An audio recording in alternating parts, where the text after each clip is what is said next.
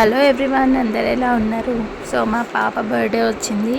So నేనైతే కొంతమందికైనా food provide చేయాలనుకున్నానండి. So నా చేతులతో వండి నేను పెట్టాలనుకున్నాను.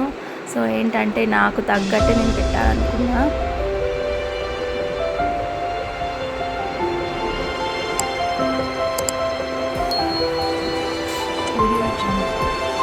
నేనైతే కుష్కా రైస్ చేశానండి.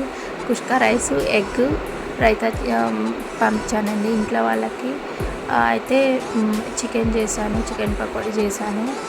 సో ఏంటంటే ఇట్లా ప్యాకింగ్ చేసేసి అందరికీ ఈవినింగ్ అయిపోయిందండి. వండేసరికి ప్యాకింగ్ అంతా అయిపోయేసరికి వెళ్ళేసి అందరికీ డిస్ట్రిబ్యూట్ చేసాము. రోడ్ మీద ఉన్న వాళ్ళకందరికీ డిస్ట్రిబ్యూట్ చేసామండి.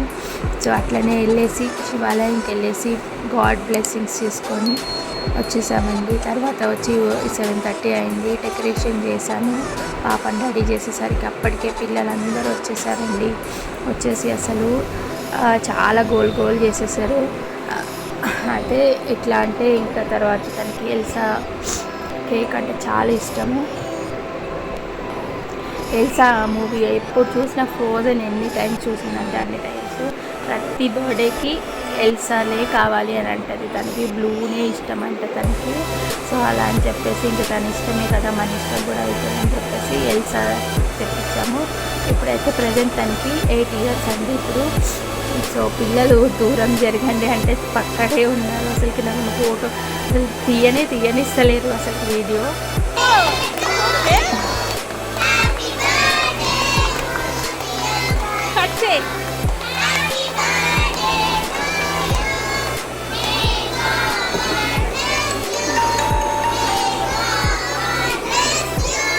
మా మామయ్య పిల్ల మా చిన్న పాపకి అప్పుడే చాక్లెట్ పట్టేసుకున్నాను.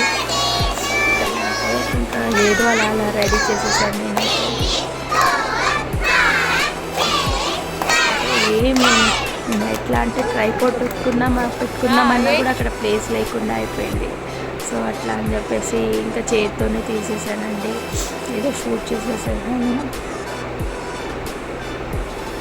ఆ టైం అయితే మనం అనుకున్న టైం కాకుండా ఇంకా మించి అయిపోయింది.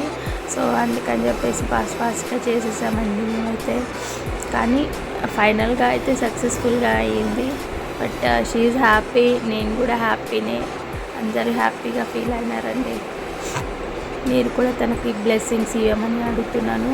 యాక్చువల్గా ఇది జరిగి కూడా March 11th అయింది. కానీ నాకు ఏంటంటే నాకు హెల్త్ బాగాలేక నేను వీడియో పోస్ట్ చేయడానికి లేట్ అయింది.